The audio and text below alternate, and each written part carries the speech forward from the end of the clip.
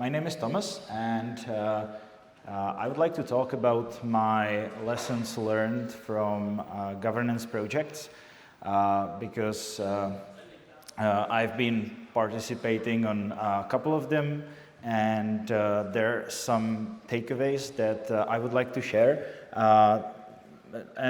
These are mostly about like practices which I consider good and bad.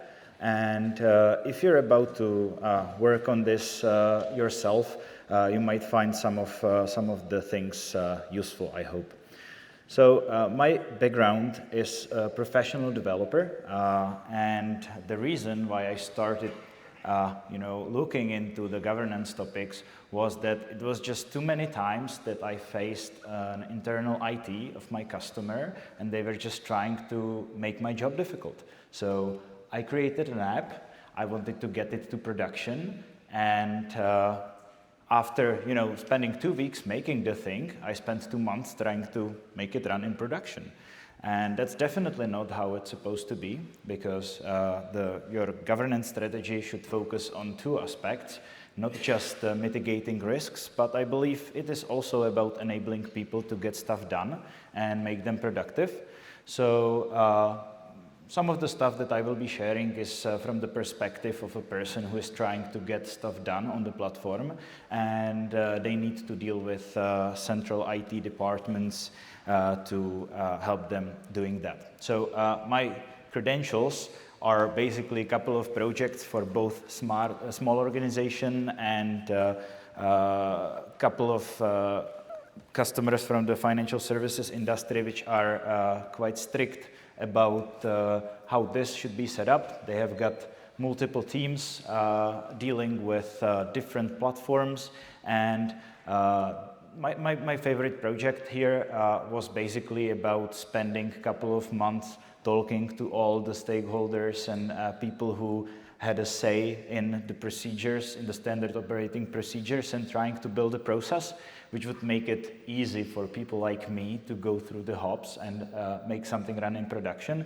If we store, for example, bank confidential information about customers, because it's possible, the platform gives us controls to do that and be compliant with regulatory requirements. It's just the part about dealing with existing processes and stakeholders to put it in place. So here are some screenshots from Confluence that they're in Czech, so don't try to read it. But we needed to establish a pretty comprehensive process. And what's important is that at the end of the day, we have managed to create a process which is way shorter and allows people who just want to focus on some personal and team productivity scenarios to be compliant and get to the finish, to the production environment way faster than those who need to build critical apps and they need to rely on, having all of that secure and available. They need to go through penetration testing, they need to do assessment workshops and all stuff like that. So this was a pretty complicated project. I spent more than a year working on that. I initially thought that we would be done with it within a month, but it turned out to be very difficult. So we draw some high-level diagrams of how we can integrate with Azure Hub and Spoke architecture there, and how to do VNet injection, how to bring customer-managed keys for at-rest data encryption, how can we control the AI model because they considered AI Builder to be too unsafe. So a lot of mostly unreasonable stuff, but we've managed to get it done. So what I have learned are basically some principles that I will be sharing. Here are some concerns that I've heard. So you might be familiar with some of the things. You might have been hearing about them from your environment. Maybe you're asking these questions, and they are definitely relevant concerns that need to be addressed. And for some of them, we need to put correct controls in place to prevent the risk of reputational damage, financial damage, and security incidents. So let's start with why I consider Power Platform interesting. and why people should go through all the hassle to allow this low-code tool to be used by different people. So I believe that it helps us to automate stuff fast. It provides us an easy way how to build stuff because it provides a lot of opinionated abstraction over how software should be built, which makes it easy and more accessible for people who don't have such deep technical skills. And I consider it extremely cheap for what I get.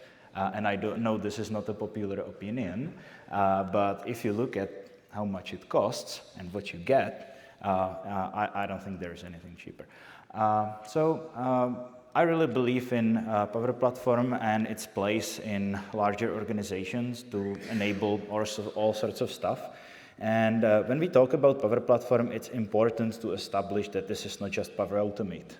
That's what I see very often with my customers, that they still don't know the difference between Power Automate and Power Platform.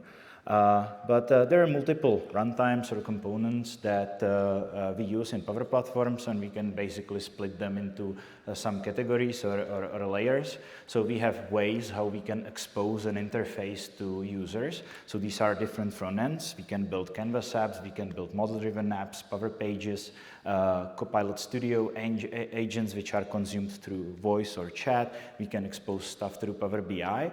And what is important is that we should never rely on securing the front ends part, because the place where all the security incidents happen is when the backend leaks the data. So I'm, for example, fine with people having access to a Canvas app if the backend is properly secured, so they cannot extract any meaningful data from the connector, because that's completely fine. I don't care if they can see it, as long as the role-based access and role-level permissions are correctly configured. So yeah, so it is important to make this distinction. We have this very powerful backend called Microsoft Dataverse, which helps our application and not just persist the data in a structured, semi-structured, or unstructured way. It also helps us to implement business logic, which is respected by all the front ends that we use, because Dataverse exposes a data API, which can be accessed by all of these front ends in Power Platform. And if we build a logic or auditing solution, which keeps track of what our users are doing, it can be shared for all of the front ends that they will choose to build their experiences with. So it provides us with a lot of value, and we have also a powerful tool for automating stuff, and the whole connectivity platform with connectors that we can use to abstract external systems and provide them as descriptions, so that our flows can understand what actions we can do with the data source and what kind of schema it returns. And we can introduce our own connectors when we need to represent an on-prem system, for example, and make it available for makers in the platform. Power Platform provides us with several tools that we can use to control risks. So we can do a lot of stuff in the security area, and if you deploy Dataverse, it gives you a very detailed control over which records, which columns, which kind of operations users can do on the data source, which can of course be achieved even with other data sources, but Dataverse makes it far easier for you. And we rely on Entra IDs, authenticating the users and resolving potential risk events, meaning that when we identify that the user is doing actions which they should not be doing, we can kill them before they even reach the Dataverse instance where the data is stored. We have some tooling for governance. There has been some development recently which helps us to monitor, manage the assets we run in the Power Platform, and we consistently see progress from Microsoft working on these areas as the platform and product grows and is being used by more users. I also want to introduce two products which I think are not being used enough and are very useful to helping you with your implementation of operating model for Power Platform. So first of them is Microsoft Purview. And this solution has multiple tiers that you can use. You might remember the audit solution from the past. It was called Microsoft 365 Compliance Center, and it was gathering logs from different Microsoft 365 products. And we can now ship logs, or we've been able to do that for quite some time, but we can ship logs from Power Platform environments to Microsoft Purview. And if we do that, we have a far easier integration with Microsoft Sentinel, which is the second tool that I would like to introduce. But before we do that, let's just mention two key features that Microsoft Purview provides us with when it comes to Power Platform.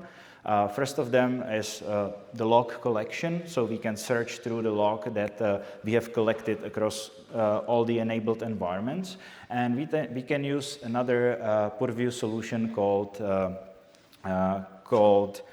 Data Map, where we can periodically scan our Dataverse instances and tables and see if there is any data which matches pattern of some certain sensitivity, so we can take action on events which could be considered as a security risk. So here is a view of Microsoft Purview. There are like two pages to solutions that you will often use. So one of them is the audit solution, where you can search and scan the ingested logs. You can filter those activities to those which come from Power Platform. And the other part which you will be working with is the data map, where you can connect your environments and periodically scan them to see what kind of data they contain, and if they match any rules which make the data sensitive. So then, after you run those scans, you can see the scanned assets here. So, for example, someone introduced a table in Dataverse, and they contain candidate data in there, and that could be considered sensitive, right? So we would likely want to know when someone initiates a bulk export of such data, and if we don't know that such data exists, it would be very hard to set up automated alerts in Sentinel to notify us about someone trying to extract sensitive data because they're in a notice period. Now, let's have a look at how we could do such alerting, because that's also something which is not very well known. We can use Microsoft Sentinel for that purpose, which adds another layer or additional options on top of Purview. They have certain overlap because they both work with logs, but Microsoft Sentinel is optimized for security operation centers trying to act on security incidents and do some real-time hunting. So they can create different rules, correlate different data sets, and set up automation playbooks to, for example, cut off the access as soon as we discover that a user behaves out of patterns that we have allowed. So let's have a quick look into Microsoft Sentinel, which is accessed through Microsoft Azure Portal. And here, if we set up a new instance, we have an option to install a template for Power Platform, which you can see under Microsoft Business Apps category. And here I should be able to find a list of content items which have many interesting samples of analytics rules, queries that we can use in our solution. This is not like you hit enable button and it will start working. You will have to adjust it to your situation. These are just templates, but they're very useful ones. I can show you one which I like in particular.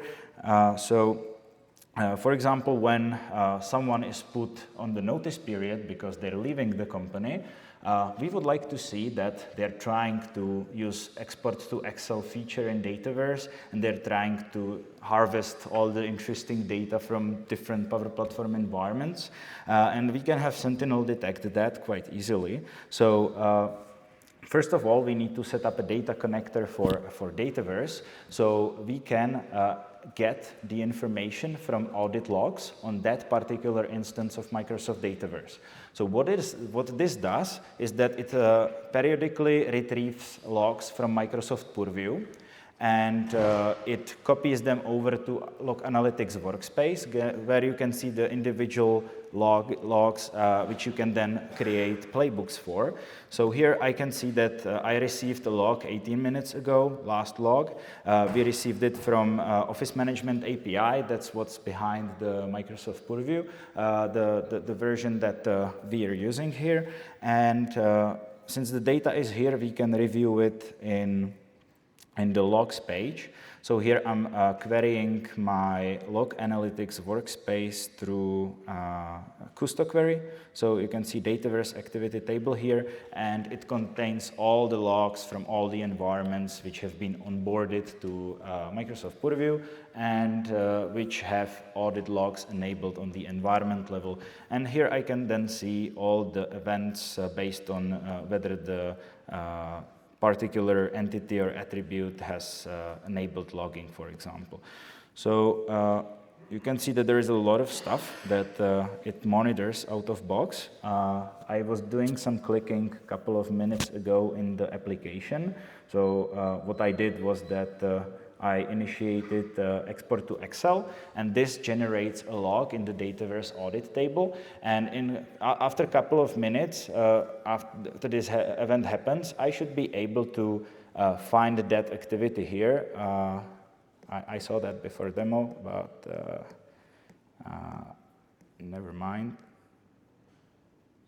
So based on the message, you should be able to see the result. Yeah, so here, for example, this is an event we can easily interpret. So we see that someone has retrieved multiple records of the travel requests table. We can see the query that they used, and we can identify which user made such event. Now, how do we make an automated alert out of that? We need to create an analytics rule which can run periodically. So here in the analytics section, we can see that we have a rule for Dataverse export activity from terminated or notified employee, which uses this data from Dataverse activity table and a list of employees that I have created previously here in the watch list. So I can see terminated employees here, and I can see my user listed here, their user principal. This can, of course, be populated dynamically if you connect it to your HRM system, for example. And if we look at how the rule is defined, it is a query which combines those data sets. And I hope I'm not out of connection. Let's try that again.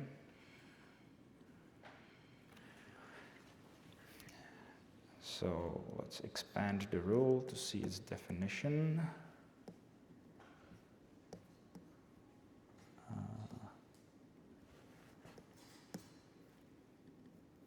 I don't see an edit button here, so I'm sorry for that. So basically, we can use this small window to see that we are querying terminated employees. We're summarizing some time period. We're looking at a particular app ID in a particular period, and that's what fires off our rule.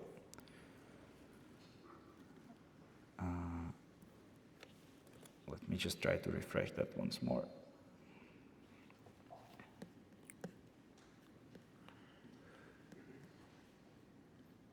Yeah, edit is here, sorry. So the rules logic contains the query that we were expecting a moment ago, and we can see some events which are interesting for us. So either executing TDS endpoint with Power BI or exporting documents, exporting Excel spreadsheets. These are the events that Dataverse generates, for example, when you hit this button and doing this operation. And we have a setting that automates the response to the incident. So we're launching an automation rule, which is actually a logic app which then notifies someone, and they can also cut off access to the user thanks to a connector to Entra ID, for example. So you can see that we're running a playbook if this rule gets triggered, and this logic app is similar to what you would create in Power Automate Flow.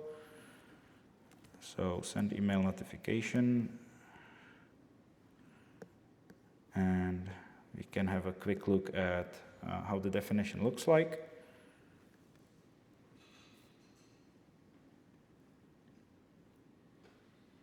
And you can just imagine all the things you could do as a response to the incident, because here we can get some details. We can send a notification to someone through the Outlook connector, or we can add, for example, we can add Entra ID connector to, for example, disable the user immediately. So we can revoke their access and change their status so they can no longer access the Dataverse instance or other things in our tenant. What is a good feature of Dataverse is continuous access evaluation, which was introduced like a year ago, I believe, which makes Dataverse proactively reflect these changes in Entra ID. So if you cut off access for that user, within a couple of moments, not after the token expires, they will stop having access to the Dataverse instance. Okay, so this was a demo for the beginning, so you could see something interesting. Now let's get back into the presentation and talk about the governance and how we can set up these controls and when it makes sense to set them up, because it definitely is not about configuring that for every single person of Flow doing everything. So governance is a complex topic, and it takes time, effort, and planning. That's what I've learned. And when I compare all the engagements I've had with customers, every time we had a completely different situation because it really depended on the people within the organization who are involved and any sort of existing procedures for software development. So you can imagine if you're in a bank, there is a lot of existing practice around building software, so you need to accommodate that. On the other hand, if you come to an organization who is not used to creating software and securing it, you're pretty much on a green field, and you can get some freedom to define things as you see them appropriate. I have borrowed this from Power Platform adoption framework created by Andrew Welsh, so we can somehow define some levels of maturity. So it is a journey that you're going through, and Usually I meet with organizations in the reactive stage where they can see people creating assets in Power Platform, and they want to turn it into something which is governed well and can be planned ahead for and enables those makers to achieve better results. So my high-level recommendation is that you should focus your effort on things which make sense, because many times I can see a lot of work going into things which just don't make sense. So if we talk about data loss and security incidents, this is not what happens on the UI layer if you develop your applications right. So as long as people don't filter data sets and connectors in the Canvas application in the browser, you're fine, because you can then secure the data access on the backend. So graphical user interface or a conversational user interface is not the problem.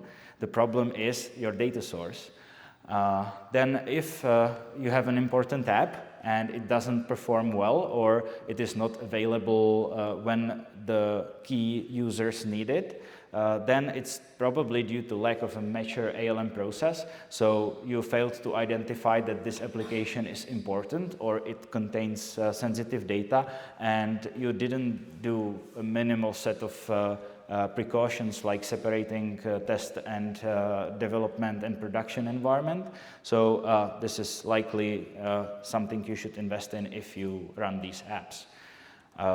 when applications are slow or they just don't perform up to expectations, it's very often that you have not developed some standards in your organization how those applications should be developed, because most of the cases that I see with the poor performance is that we do stuff on the client side in the browser we are not supposed to do on the client side. And you can either deal with that during code review, you can run training sessions, and you should be doing that as a center of enablement for your makers if they build important stuff. So we should be really focusing on the data, we should be focusing on the best practices, and we should be controlling things which make sense. I have grouped the problems that we are seeing with governance into multiple categories by the person which usually raises the concerns. So if we look at the security people and security officer, they're looking into ways how to prevent data exfiltration and oversharing, and how to eliminate threats like we hired an external vendor and how do we protect them from doing whatever they want in our tenant, right? How do we comply with regulation requirements for data encryption, for data auditing, archive, and so on. So then when we meet with IT people or people like trying to enable some good digital practices, there will be asking, how do we make people more effective with Power Platform? How to help them ship their apps? And how can we see what they're actually doing? Because if we open the doors and we let everyone create agents and apps, we would probably like to see, what they're doing and how often those apps are being accessed and so on. And how can we make sure that when a person leaves our organization, that we will be able to transition the ownership to a new person and that it doesn't stop working. Then, when we talk to ops people, they would like to focus on the reliability and the process of resolving incidents, and probably even, making sure that we don't pay, the Azure bill if we don't need to. Now, when it comes to design, we have multiple people participating in that. So we usually have enterprise architects, solution architects, trying to enable integration with on-prem and other legacy systems. We have some concerns about performance, and we're trying to, not replicate information assets that we already have in the organization. So they're looking into ways how to structure the solutions that we're building and providing some, visibility into them. Analysts, business analysts, they usually want to choose the path which is the easiest. They want to, understand the licensing and which use cases can land to which environment, and whether we have something existing that we can build on top of in the next iteration.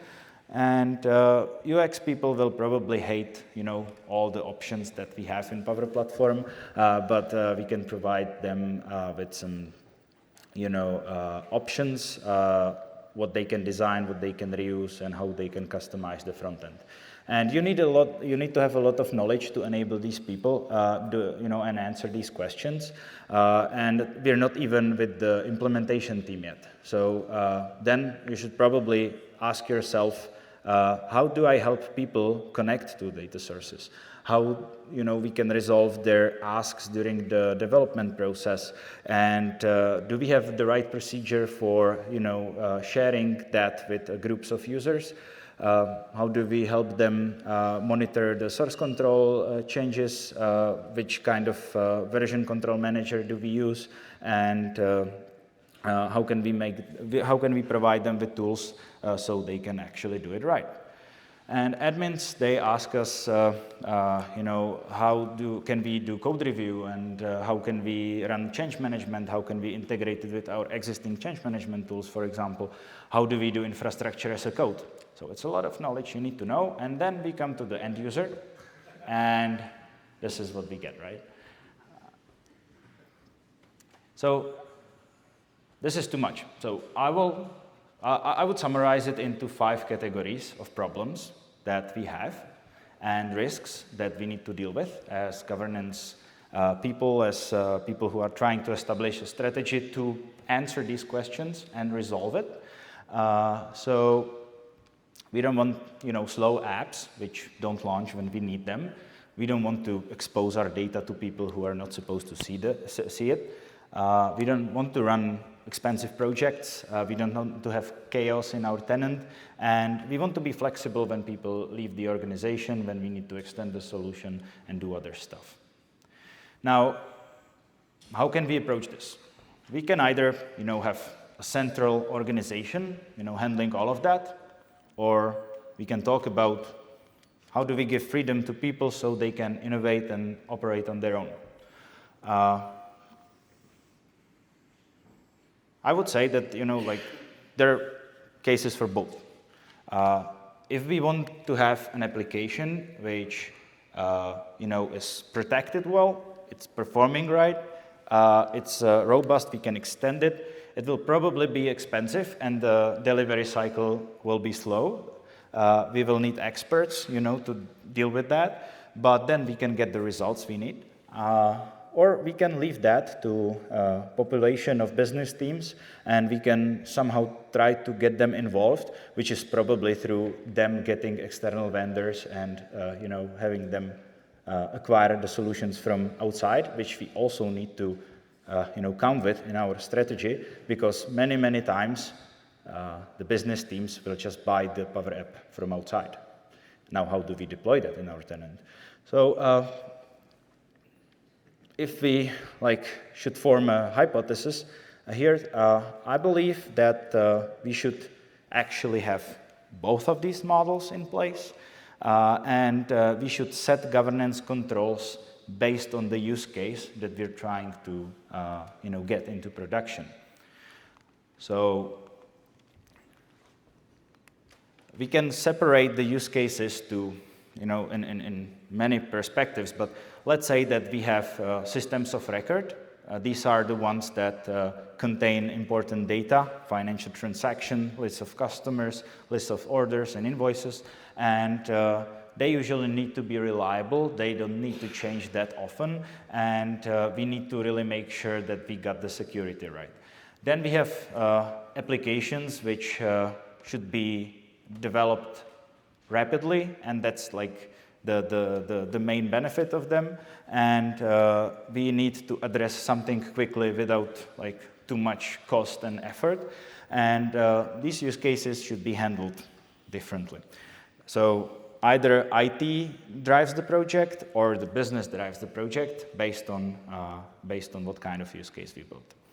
But it's not that easy. If you start establishing your governance controls, there is a lot of stuff you need to talk about. So to answer the questions we had in the complication part, you need to go through all of these bullets and establish some guidance and operating model around them, so that you can actually answer these questions from all these people and stakeholders. And I'm trying to say that this is a lot of work to do if you want to do it right, and you need to choose a dedicated team or a dedicated person to do that, because if you leave that to IT people, I have not seen much success with that. If you leave that to the business teams, they are usually not able to defend their ideas of building systems of innovation, and external people have it extremely difficult to navigate through your organizational dynamics and politics. So you usually want to establish a team which has a strategic task to deal with that. I mentioned that it depends based on the use case a couple of times. So what I managed to come up with is that we should always take every use case through a classification process. So we should be looking at what kind of scope of use do we have here. So is this app being used by a single person, or is it shared with the whole organization or a limited team?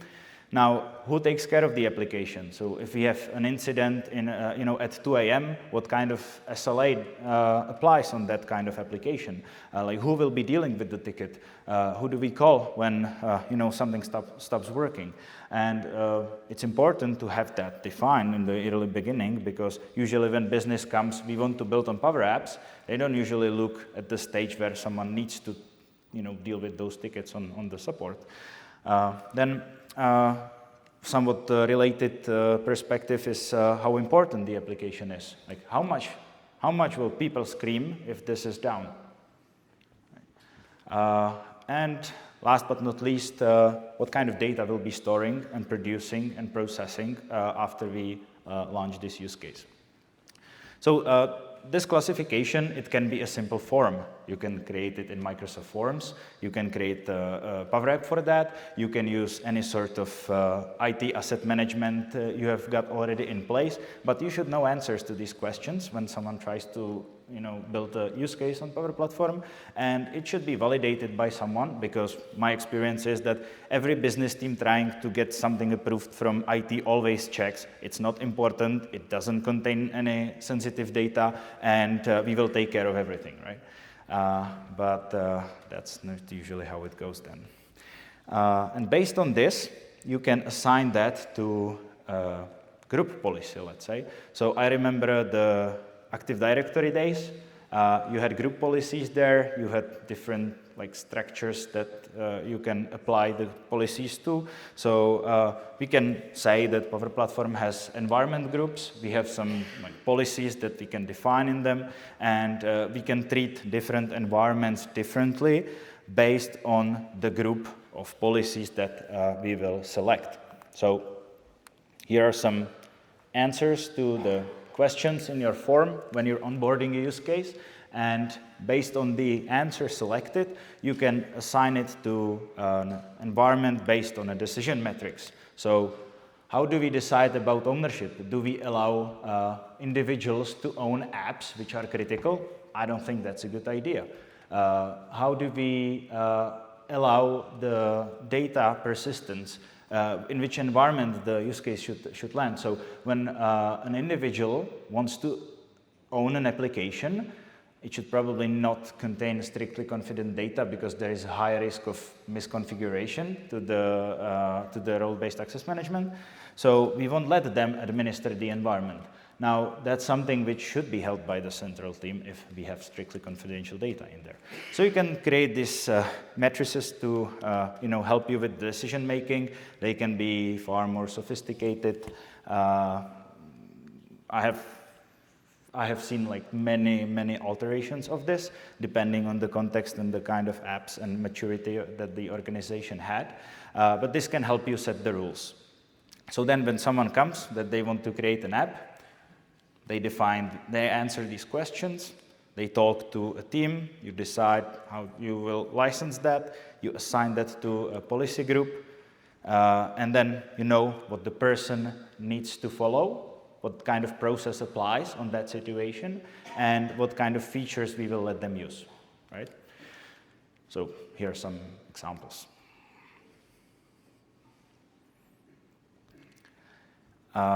All right, so now let's move on to the operating model. So that's where we get into specifics, how that should be configured and run.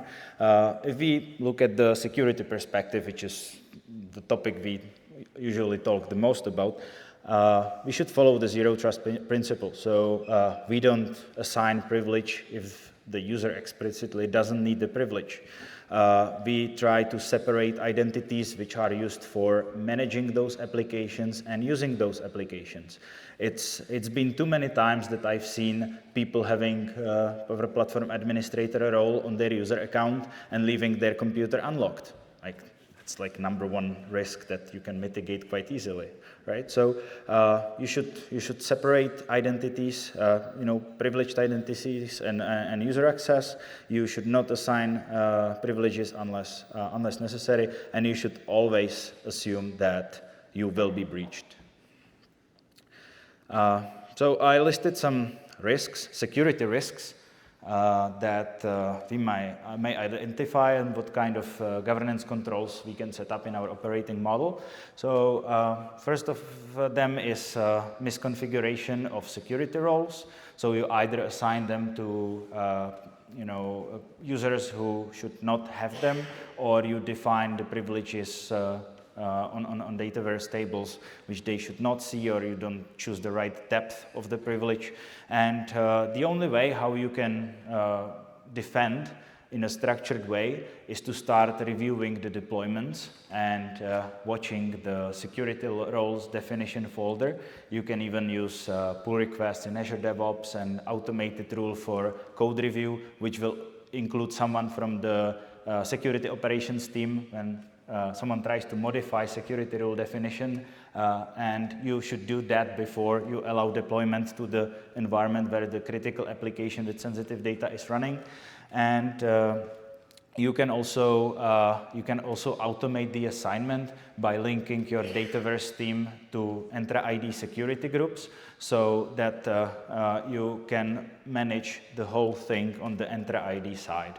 Now with the metrics data access feature in Dataverse, you can get really granular with that. I have an example of how that can be configured. So if you give me a moment, I will just find the correct slide and show you how an example of configuration. I know where it is, just bear with me. Yep, so you can link your teams in Dataverse with Entra ID groups, and you can be very granular. So, for example, I have an app with claims about wage bonuses, and I have some admin people, I have approver people, I have different market segments for which they can approve the data. So what I did was that I created a team for every combination, and I created security groups in Entra which are connected to their identity management system, so I don't have to do any sort of manual assignment on the Dataverse side. And then thanks to the metrics data access feature of Dataverse, I can have business units representing those market segments, and I can assign those teams the correct role. So I have admins, I have users, I have approvers, and I can assign permissions in different segments to those different teams which are linked to Entra ID. So this is a very powerful thing, and I can even use that for conditionally displaying buttons. This is not like security measure, this is UI measure, but I can retrieve the information about metrics business unit access even in the Canvas app. And this is how the query looks like. It's not very pretty, but it is quite powerful and saves a lot of implementation hassle. Okay. Let's get back.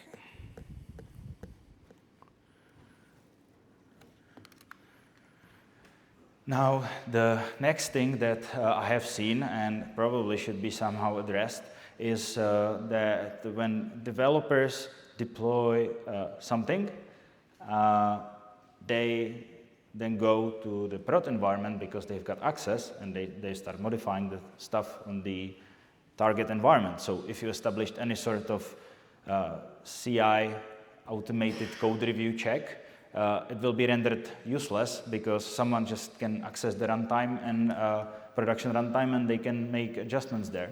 So what I think is a good measure to prevent that is to use just-in-time access. And for that, you can leverage Entra ID access packages. So, for example, if I'm a user here and I need to access a particular environment, app, I need to do any sort of administration, I can go to the My Access portal. There are many ways how you can solve this, but Entra ID entitlement management is one of them, and I find it quite good. And you can request some packages of access. So, for example, when I need to have access to a travel requests app, I can submit a request. Since it's active here, I first need to remove it. And this can have an approval workflow in the background, and it propagates almost instantly. So when I now removed the access to the travel requests app, within a couple of moments this should not render because there is the continuous access evaluation. And if I need to access that again, I can send a request, I can fill in a form, and that will let me do that for a limited amount of time. And this is useful because people will not have access unless they're approved. And also you can initiate specific actions in Sentinel to monitor what they did in the management plane while they had access to that package. So you can monitor what people are doing. So if I request the package here, I wanted to show you a form where I can provide business justification. The access can be limited in time. I can add custom questions, and it can either get automatically approved or it can be subject to approval of a user.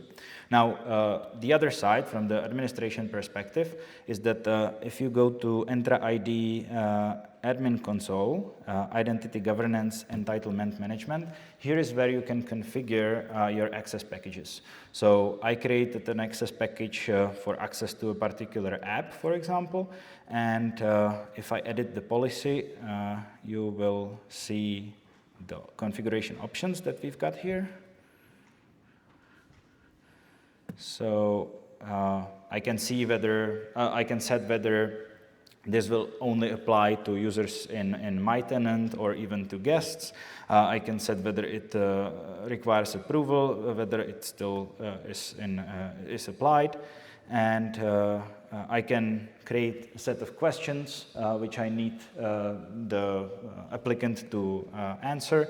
And here is the approval lifecycle. So I can say for how long they can request the access as a maximum, and whether they need to confirm periodically that they still need access, so we can take it away from them once the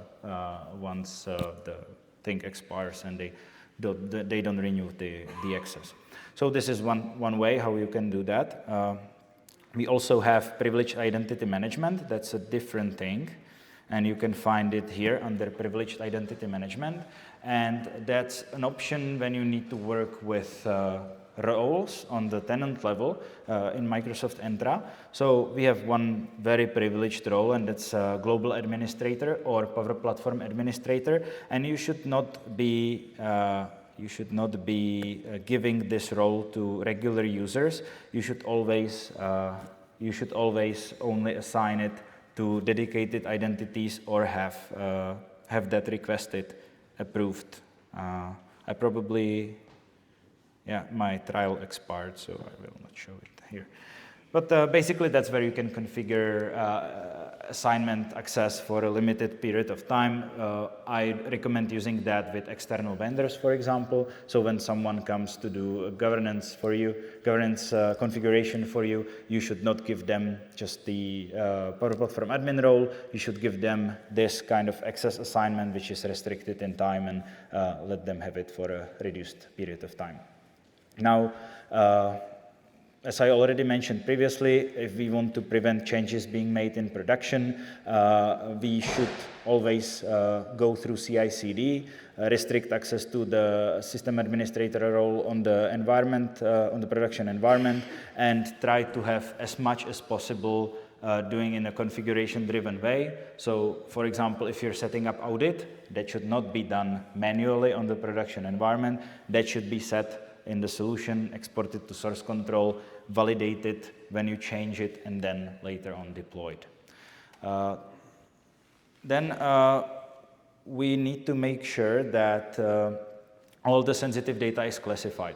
So for too many times, I've seen situations that someone got their use case approved, they declared what kind of data they will store, and after 3 months, they started storing another sensitive kind of data, set of data, and nobody noticed. So nobody could enable Sentinel rules to detect that someone is exporting sensitive data.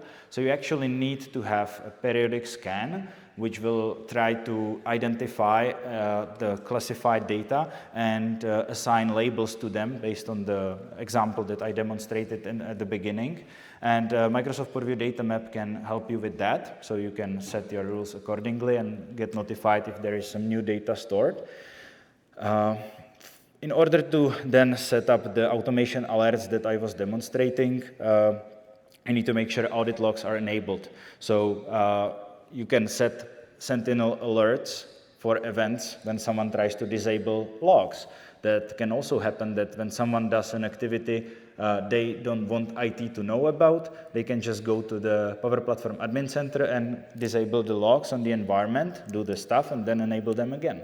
But you can find out about that in Sentinel because this event of disabling audit is being emitted to Purview, and you can then ingest it to Log Analytics workspace in Sentinel. I showed you how you can use Sentinel alerts to detect the data exports, and one very important topic at the bottom is establishing how we work with secrets and connections, because that's also very often a problem that people are dealing with client secrets from app registrations in Power Automate flows, and they, for example, don't enable protect input outputs, so people can see that in logs, which are stored in Dataverse, and if you share the flow, people can see it. Then also, often people authenticate connections with their own accounts. They embed those connections, so when they get called, the flow acts like the user, and someone else can call the flow. So this way we can get privileges to things on behalf of another users, and that can be used for misuse. And there should be a way of dealing with this. So when we enable connectors, specific connectors where we store sensitive data, we should encourage people to use service principles. So instead of just using the interactive user authentication connection, they should create a service principle and probably store the secret in Azure Key Vault, retrieve it when necessary, protect the inputs and outputs on the Power Automate side, and all of this can be set up, but it's quite difficult. So I would be very picky where this control would be enforced. So I don't need that for every use case, but there are use cases where this should be handled well. Okay, I had one more here. So also one problem which happened to me was that people started, making copies of production data in their development environment, and you could say that we have a different DLP policy for the dev environment, and they will not be able to extract the data. But what happens if you want to develop a new thing and you need a new connector? You send a request to ask for a DLP exception, and there is just no other way than security approving the request because you need to develop the app, right? And since your development environment doesn't have any of these controls enabled, it is very easy for you to exfiltrate the data, to invite other users to the development environment, and there is no control over that. There is no audit, there is no Sentinel setup, and you kind of lost control once you enable the connector in the environment. And the only way how you can protect against this today is that you separate development and production tenants, because then you don't let people access production data sources from their developer environments, and that's the only safe way how you can resolve this. And it should probably be done for applications which you work with extremely sensitive data, which you need to protect very well. So these were some security risks and controls. I have a summary of problems that I faced as a developer when someone showed me their governance strategy and target operating model. And we can summarize it as that whenever I want to launch an app, I would like to see the process documented, because I don't have time to spend 2 weeks calling with 5 people to find out what I need to do in order to launch my app. So documenting this somewhere which is accessible to internal people and external vendors is important. When we ask for a DLP exception, we should see some, process behind deciding whether I am allowed to use that connector or not, because that's also what slows people down. People cannot, trying to decide whether we should allow that or not. That should be a prescription, and that should be a well-defined rule. And oftentimes I need to connect with some other systems within the organization, and there should be a guidance whether we allow that, and if we do, whether it is through VNet integration, Azure API management, on-prem data gateways, and it is a good practice to establish a sort of catalog of data sources and descriptions when they can be used and how we can access the data. And the best would be even to describe how the data is protected and whether the data source supports authorization to records and what the maker needs to do to make use of that. Sometimes governance policies restrict the use of Dataverse for some reason, and what I've seen happen is that people just used SharePoint. They created a public group, they placed an Excel spreadsheet there, and the consequence was far, far worse than if they invested in that. I saw 2 quarters of all financial transactions exposed to 20,000 users in the tenant because someone didn't allow the use of Dataverse. People need to be creating service principals. If you block that, you should have a process how app registrations can be created and how permissions are approved. We should be able to work on our personal dev environments, so we don't work on shared sandboxes where we can bring production data and through misconfiguration expose it. And we also should be able to use local tooling. So I was just discussing yesterday here with guys who came to our workshop. They're not able to run PAC CLI. They're not able to run Azure CLI. They have internal proxy configuration.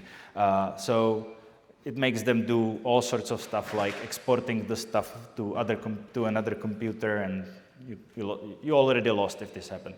So make sure that the Power Platform tooling can be run on your endpoints, and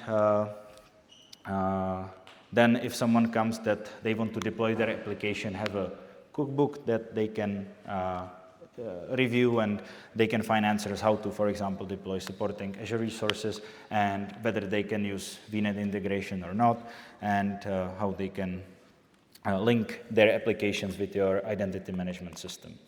And since we're out of time, I would conclude it with that. If you had any specific questions how something can be resolved, I will be here today, tomorrow, and the day after that.